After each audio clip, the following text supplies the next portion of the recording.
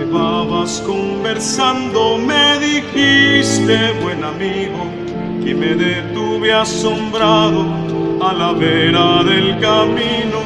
No sabes lo que ha pasado ayer en Jerusalén, de Jesús de Nazaret, a quien clavaron en cruz. Por eso me vuelvo triste a mi aldea de Maús. Compartimos este tercer domingo de Pascua.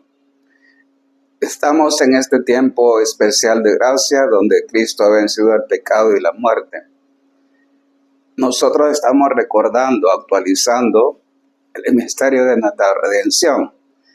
Es decir, nosotros hemos pasado de estar muertos por el pecado a estar resucitados con Cristo, viviendo su vida divina, o lo que conocemos como su gracia pascual, la gracia de Cristo glorificado, la vida de Cristo resucitado, que aparece escondida misteriosamente en nosotros, pero que es real cuando nuestra comunión es efectiva y se manifiesta tanto en el amor a Jesucristo, como por supuesto en el amor a nuestros hermanos.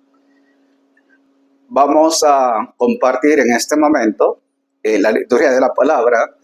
Nos presenta en los Hechos de los Apóstoles el discurso de Pedro, después que de Pentecostés, cómo él verifica, anuncia la resurrección de Jesús. Él dice que no era posible que la muerte retuviera bajo su dominio a Jesús, porque él vence la muerte y el pecado. Y cita el Salmo 15, que también nosotros lo vamos a recitar como respuesta a ese anuncio de Pedro, donde al final dice, me has enseñado el sendero de la vida, me saciarás de gozo en tu presencia. ¿Cuál es el camino de la vida? Es la persona de Jesús.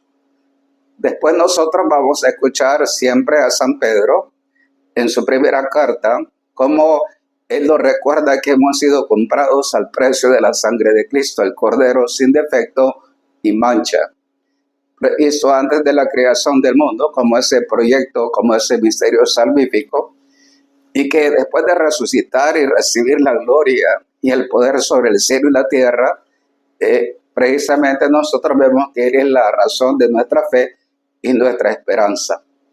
Y luego en el Evangelio vamos a escuchar el pasaje entrañable de los discípulos de Maús, cómo ellos van desanimados, se encuentran con Jesús, no lo reconocen. Él les empieza a explicar de qué se trata realmente lo que ha vivido Jesús, el misterio de su Pascua. Y después nosotros vamos a ver cómo Jesús, cuando parte el pan, ya estando en la casa donde ellos iban en Emaús, es impresionante como cuando Jesús parte el pan, la fracción del pan, entonces ellos, dice, se les abrieron los ojos, ellos lo reconocieron y se dieron cuenta que se trataba de Jesús resucitado.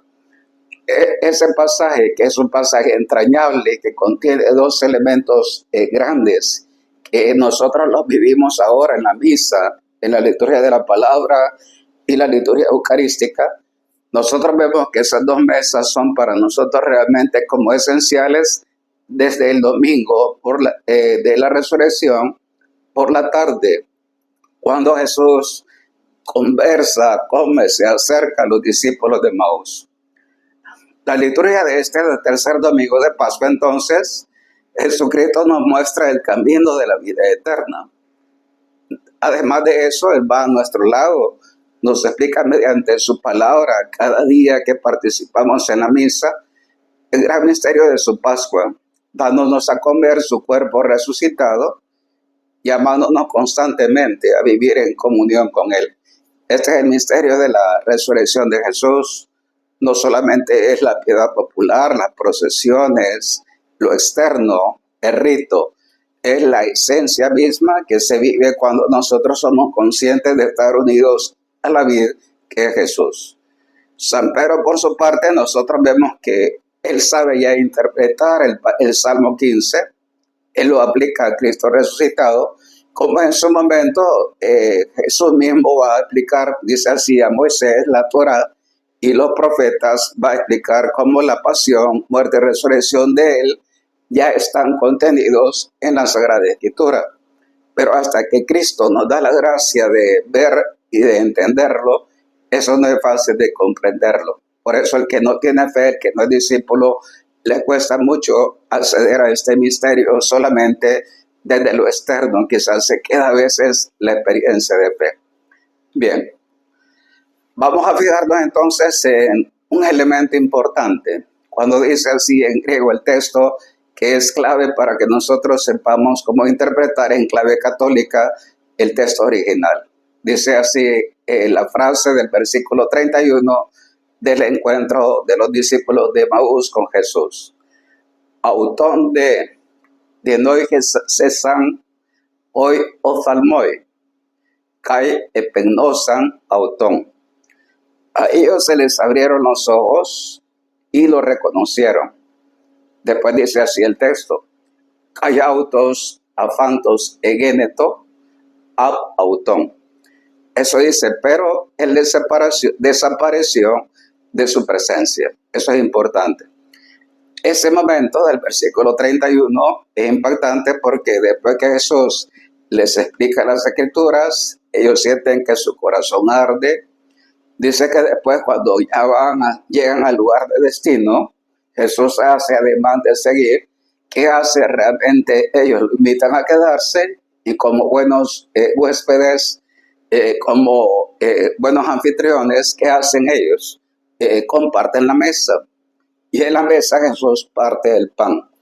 Al partir el pan y dárselos, es entonces donde a ellos se les abren los ojos y conocen que se trata del Señor resucitado. ¿Qué aspectos comenta la iglesia a este respecto?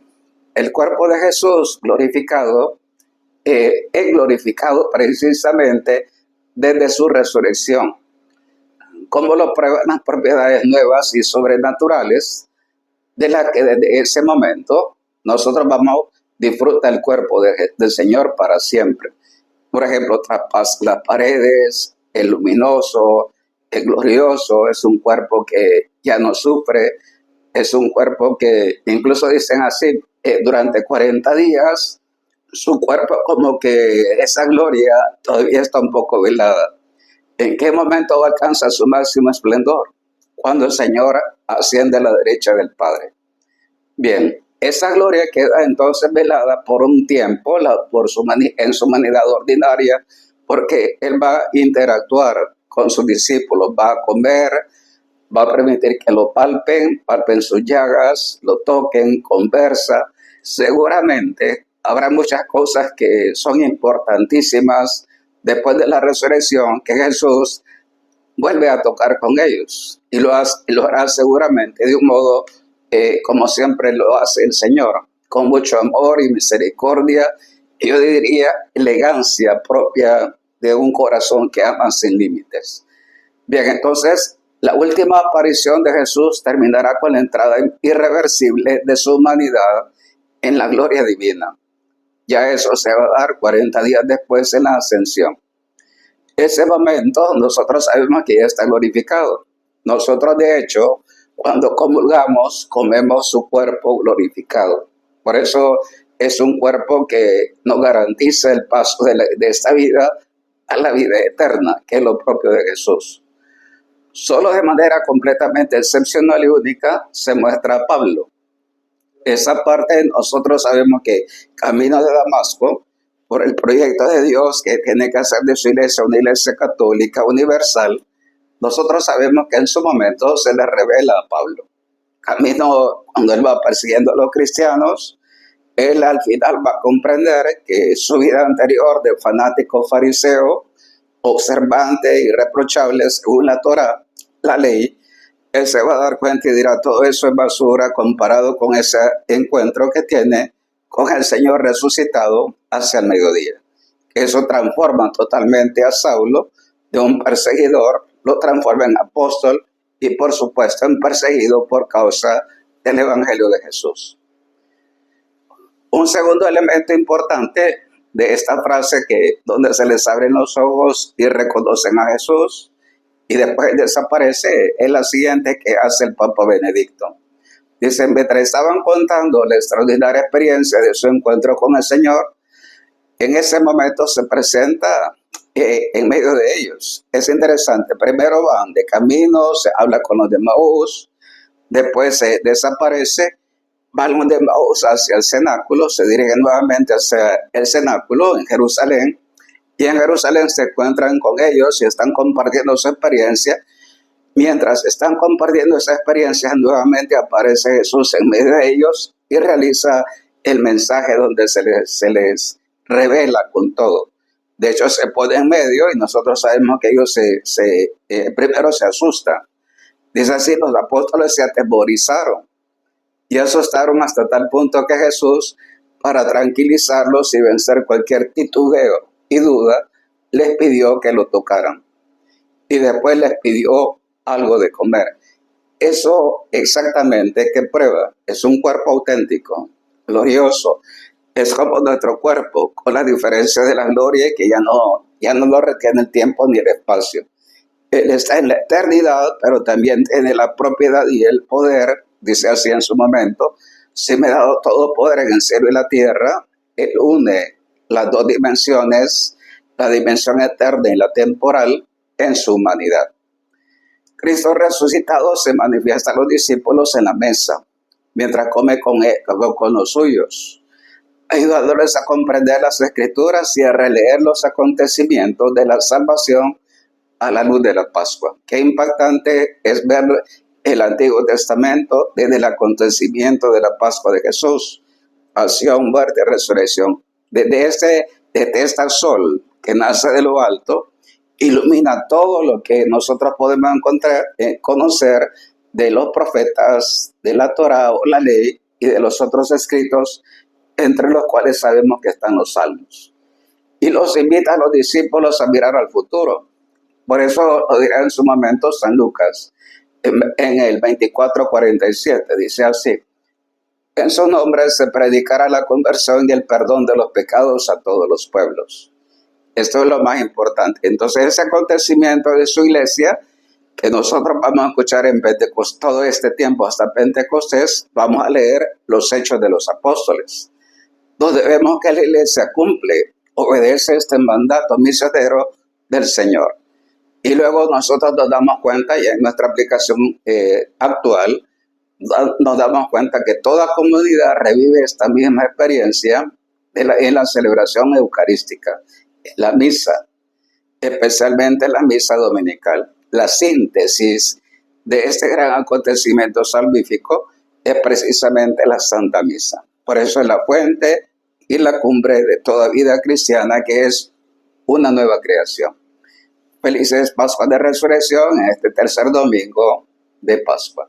Andando por el camino te tropezamos, Señor, te hiciste el encontradizo, nos diste conversación, tenían tus palabras fuerza de vida y amor.